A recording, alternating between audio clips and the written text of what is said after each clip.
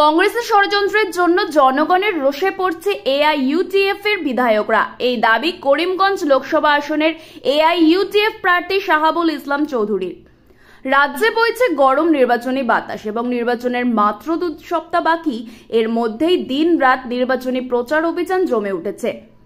নিজ দলের প্রার্থীকে যে কোনো প্রকারে জয়ী করার জন্য ম্যারাথন প্রচার বিধায়ক সুজামউদ্দিন লস্করের।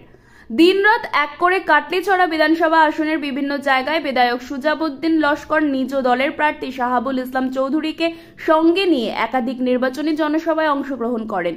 প্রতিটি জনসভায় কংগ্রেসের বিরুদ্ধে সরব হন বিধায়ক সুজামউদ্দিন লস্কর এবং এআইইউডিএফ প্রার্থী শাহাবুল ইসলাম চৌধুরী। নির্বাচনী জনসভায় বক্তব্য দিতে গিয়ে বিধায়ক সুজামউদ্দিন লস্কর বলেন যে সংখ্যালঘু লোকের জন্য সর্বদা এআইইউডিএফ কথা বলে থাকে, কংগ্রেস কখনো কথা বলে না।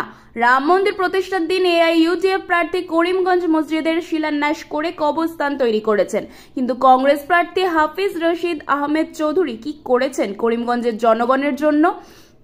তাই করিমগঞ্জ লোকসভা আসনের জনগণকে সঠিকভাবে বিবেচনা করে ভোট দেওয়ার আবেদন জানিয়েছেন বিধায়ক। জনসভা শেষে সংবাদ মাধ্যমের করা প্রশ্নের উত্তরে এআইইউডিএফ প্রার্থী শাহাবুল ইসলাম চৌধুরী বলেন যে কংগ্রেস ষড়যন্ত্র করে এআইইউডিএফ এর সভা তথা বিধায়কদের জনগণের রোষে ফেলেছে। জনগণ এআইইউডিএফ এর সঙ্গে আছেন এবং অনেক ভোটার ব্যবধানে করিমগঞ্জে এআইইউডিএফ জয়ী হবে বলে আশা প্রার্থীর। তিনি আরো বলেন যে কংগ্রেস কোনো ফ্যাক্টর নয়, বিজেপি এবং এআইইউডিএফ এর মধ্যে প্রতিদ্বন্দ্বিতা হবে করিমগঞ্জে। হাইলাকান্দি থেকে রামধন দাসের রিপোর্ট, নিউজ অবিকল। মানে আমি একদম আনন্দে মুখরিত হয়ে গৈছো। আমার স্ট্রেংথ বাড়ি গৈছে, আগত যিমান স্ট্রেংথ আছিল মনত সেইটো দ্বিগুণীয়া তিগুণীয়া হৈ গৈছে।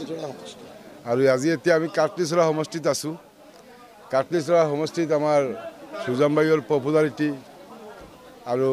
পপুলাৰিটি চাই মোৰ বুকখন উঁচা হৈ গ'ল।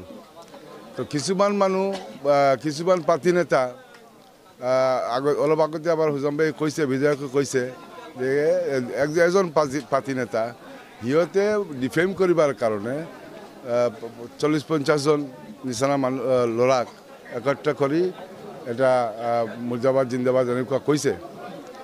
তাৰ পাছত কৈছে হাফিজ ৰছিদক ভোট দি দিম, 3জনে কৈছে। আমি আগতে কৈছোঁ, মোৰ স্পীচত কৈছোঁ, আপুনি পাইছে। এই এটা কথা, এইটো কনস্পিৰেচি, এইটো পলিটিকেল কনস্পিৰেচি, এইটো থাকিব পাৰিব। কিন্তু এই চাওক হয় এইটো কৈছোঁ তো আমি, এটা হৰিজণ্টেল পলিটিকেল কনস্পিৰেচি, এইটো ৰাজনীতিত থাকে এনেকুৱা। তো ইয়াত চাওক কিমান মানুহ, কিমান আপোনাৰ আৰ্জেণ্টলি স্বতঃস্ফূৰ্ত সমৰ্থন কৰি আছে। হয় আমাৰ দলক। তাৰ পাছত আপুনি বেলেগ আৰু 3টা মিটিং হ'লে ইয়াৰ আগতে 3টাতো মানুহৰ সমৰ্থন দেখি আমি উৎফুল্লিত হৈছোঁ। আৰু হাইলাকান্দিতো হ'বই। হাইলাকান্দি মোৰ MLA 4জন MLA, 3জন MLA ইয়াতে আছে, হাইলাকান্দিতেই আছে। হাইলাকান্দি মোৰ জিলা পৰিষদ, হাইলাকান্দিতে মোৰ কি কয় AP member, GP president, ward member, maximum to maximum আমাৰ দলৰেই আছে। ইয়াতেতো হ'বই।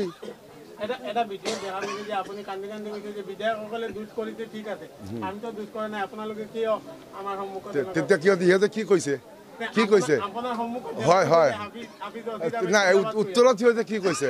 3জনে, আমিতো আগতে কৈছোঁ 3জন ল'ৰা আছে, হাফিজ ৰছিদ চাহাব জিন্দাবাদ বুলি কৈছে। বাদ বাকী গোটা কেইটা সবাই কি ক'লে?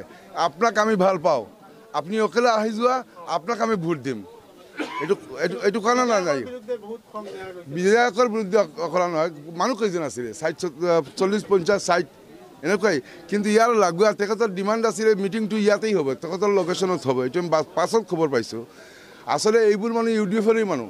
3জন এৰি বাকী গোটা ভিৰেই UDF-ৰে আছিলে। এতে টেম্পৰাৰী খং হৈছে তেখেতে কৈছিলে তেখেতৰ লোকেশ্যনত মিটিংটো হ'ব। ফেক্টটো তেখেতৰ লোকেশ্যনত মিটিংটো হ'ব। আৰু মোৰ বিধায়কে এই লোকেশ্যনৰ পৰা বেলেগ লোকেশ্যনত অলপ 500-700 মিটাৰ দূৰত বেলেগ লোকেশ্যনত মিটিংটো পাতি লোৱাতে তেখেতৰ খং হৈ গ'ল।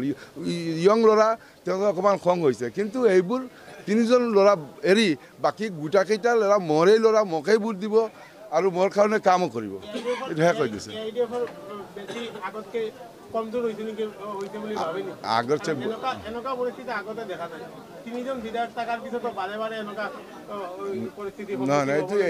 এইবোৰ সদায় হয় পলিটিকেল কনস্পিৰেচি। কোনোবা মানুহ এজনে কিছুমান ল'ৰাক লেৰাই দি দিয়া, ইয়াত মানুহ আছিলে 60-70 জন লগোৱা মিটিং হৈছে 1000-2000 মানুহ সেই 1000-2000 মানুহৰ ওচৰতে এনেকুৱা কোনে কোৱা নাই কিন্তু সেই যে 60-70 জন ল'ৰা ইহঁতেতো প্লেন কৰি ইয়াত বহি আছে এটা খোৱাৰ কাৰণে তে কোনোবা নেতাই বহাই থৈছে এনেই আমি ইয়াত গৈ আছোঁ ৰাস্তাৰ মাজত যদি কোনে কৰিব অপজিশ্যনে কৰিছে কংগ্ৰেছেই কৰিছে আমি ইয়াত গৈ আছোঁ কোনে জানে ইয়াত 60-70 জন ল'ৰা এককাট্টা হৈ বহিব কিয় বহিব তে কোনোবাই প্লেন কৰি থৈছে নহয় তেখেতক বহাই থৈছে তো সেইটোৱে কথা তাৰ পাছত অকণমান 500-700 মিটাৰ দূৰত মোৰ মিটিং আছে মিটিঙততো এনেকুৱা মাত হোৱা নাই কথাও হোৱা নাই স্বতঃস্ফূৰ্ত সমৰ্থন পাইছে দুমুখীয়া লৰাই হ'ব ট্ৰিয়েংগুলাৰ ফাইট নহ'ব